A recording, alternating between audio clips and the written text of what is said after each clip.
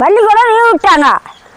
பிள்ளை குட்டிய பள்ளிக்கூடம் லீவ் விட்டாங்கம்மா, ஏதாவது ஒன்று பண்ணி கொடுங்கன்னு கேட்குங்க. அந்த வகையில் நிறைய பண்ணலாம். இன்றைக்கி நாம் பால் பாயாசம் பண்ணிக்கலாம். சரி வாங்க பார்க்கலாம். செவ்வரிசை சுத்தம் பண்ணி ஊற வச்சுக்கலாம். 1 கப்பு செவ்வரிசி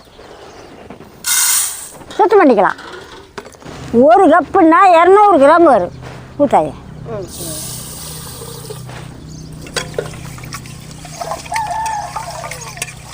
நல்லா சுத்தம் பண்ணி எடுத்துக்கலாம்.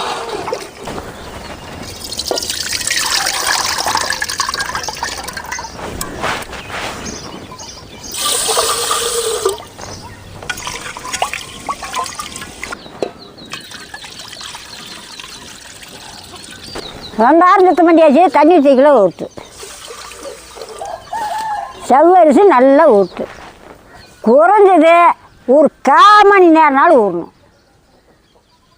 பாப்பா பீச்சு வச்சு பால் எடுத்துகிட்டு பாலை காய வைக்கலாம்.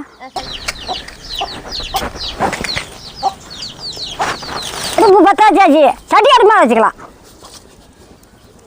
சட்டி நல்லா காயிட்டு. சட்டி நல்லா சூடாகிடுச்சு. 1 ஸ்பூன் நெய். நெய் நல்லா உருகிடுச்சு.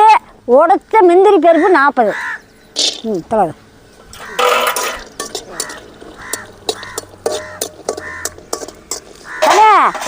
முந்திரி பருப்பு சேர்ந்துக்கிட்டாரு. பருப்பு எண்ணெய் விட்டுட்டு பருப்பு தள்ளு. இந்த அளவு பொரிச்சு எடுத்துக்கணும். ஒரு 1 கை திராட்சை.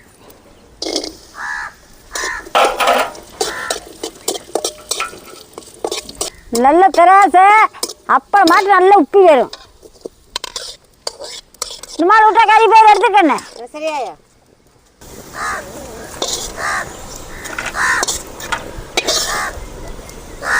எடுத்தாச்சு. சட்டி அடுப்பாக வச்சுக்கலாம். ரைக்கண்ணே.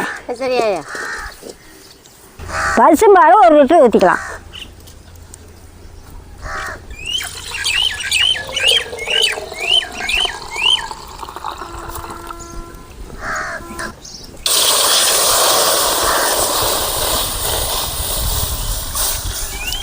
ஏதோ வடத்தடியில் காத்துறான்னு சொல்லாதீங்க.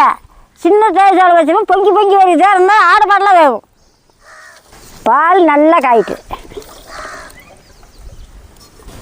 பாயால் காய்ச்சறது பெரிய வேலை இல்லை. கொஞ்ச நேரத்தில் காய்ச்சிடலாம். செவ்வரிசி தண்ணியில் ஊட்டினா ஊறிக்கு. பாலை காய வச்சு செவ்வரிசி போட்டால் கொஞ்ச நேரத்தில் காய்ச்சிடலாம். பால் நல்லா காயிட்டு. பாப்பா ஐயா ஒரு 3 ஏலக்காய் பொடி பண்ணிட்டா. சரியாயா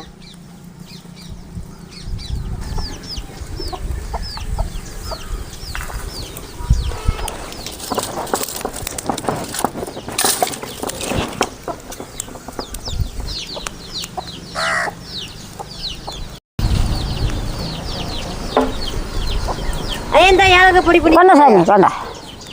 நல்லா பால் கொதிச்சு வேணும். பால் இப்படி பொங்கி வந்தால் ஒரு 1 கை தண்ணி தெளிச்சு விட்டால் பொங்காது. அந்த தண்ணி வந்து கொதிச்சு வேகும். பாப்பா பால் நல்லா கொதிச்சு வேகுது. செவ்வரிசி ஊற்று. பாலை இறக்கி வச்சிடலாம். வெந்துக்குச்சு.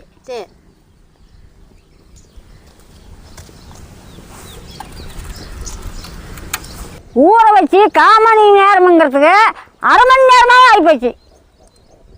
பால் எடுத்து அடுப்பாவே. சரியாயா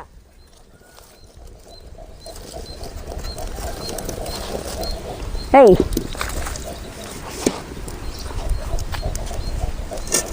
அந்த அரிசி கண்ணே போடலாம்.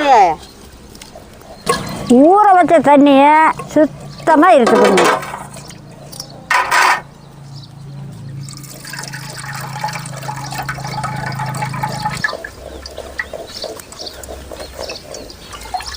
தண்ணி சுத்தமாக வடிச்சாச்சு.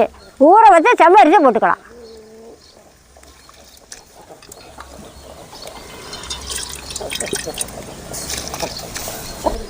செவ்வரிசி கொட்டி ஒரு 5 நிமிஷம் நல்லா வேகட்டு. பால்லையே நல்லா வேகணும்.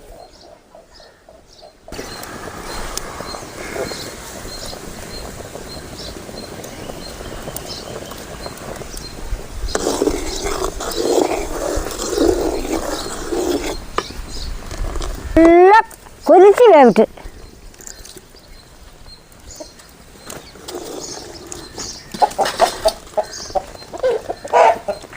பால்லையும் வேகணும். செவ்வரிசி 3/4 பதம் வந்துக்கிடுச்சு. இதுக்கு மேலே சேமியாக போட்டுக்கலாம். ஒரு 100 கிராம் சேமியா 2 உடச்சி போட்டுக்கலாம். தண்ணி வச்சு சுத்தம் பண்ணிக்கலாம்.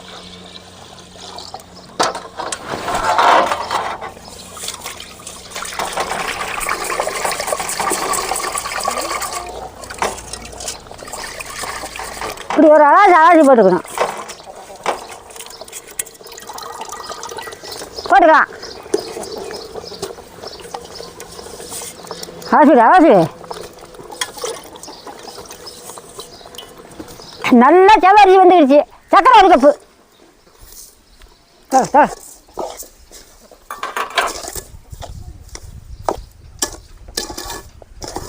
நுணுக்கி வச்சு ஏலக்காயை போட்டுக்கலாம்.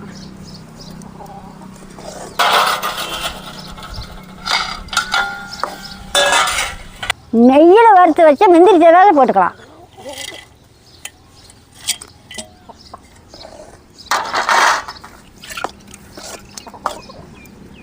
நல்லா வேகிட்டு. பாயாசம் நல்லா வெந்துக்கிடுச்சு. நல்லா மணக்குது. இந்த மாதிரி இறக்கலாம். இறக்கிடலாமாயா? இறக்கிடலாம். தனியாட்டம் வேணும்னா தனியாட்டம் வச்சுக்கோங்க. நான் கொஞ்சம் கட்டியுமே தான் வச்சுக்கிறேன். இறக்கலாம்.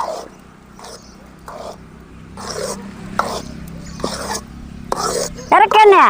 சரியா? இறக்கி.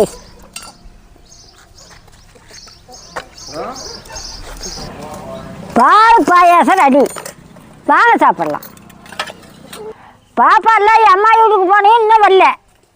கலகலன்னு இருக்குது. பொக்குன்னு இருக்குது.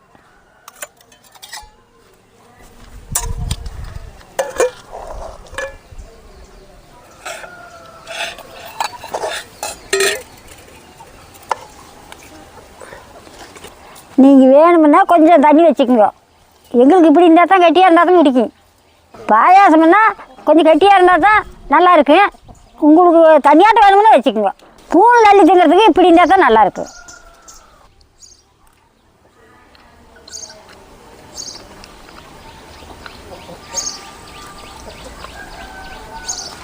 ஐயா பால் பாயாசம் சூப்பராக இருக்குதாயா? சூப்பராக இருக்குதா?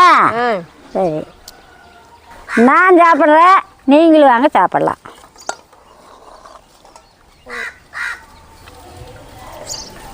பாயாசம் நல்லா கமன்னு மணக்குது.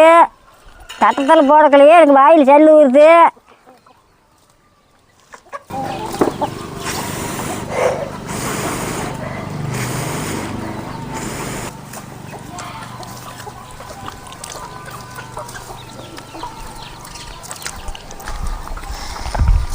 அடாடா தித்துப்பா இருக்குது பாயாசம்.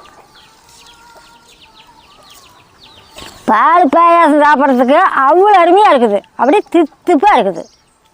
எல்லாருமே இந்த மாதிரி செஞ்சிங்கன்னா நல்லா விரும்பி சாப்பிடுவாங்க. சாப்பிட்றதுக்கு அவ்வளோ ஒரு அருமையாக இருக்குது. எந்த 1 லிட்டர் பால் பிள்ளைக்கிட்டலாம் நல்லா ஆரோக்கியமாக இருக்குது. நல்லா சத்தும் இருக்குது. நல்லா சாப்பிட்றதுக்கு நல்லா இருக்கும். நீங்களும் இந்த மாதிரி செஞ்சு சாப்பிட்டு பார்த்து சொல்லுங்கள். பாப்பா ஒரு கப்பில் போட்டு வச்சுட்டு அம்மா வீட்டு இருக்கிறாங்க.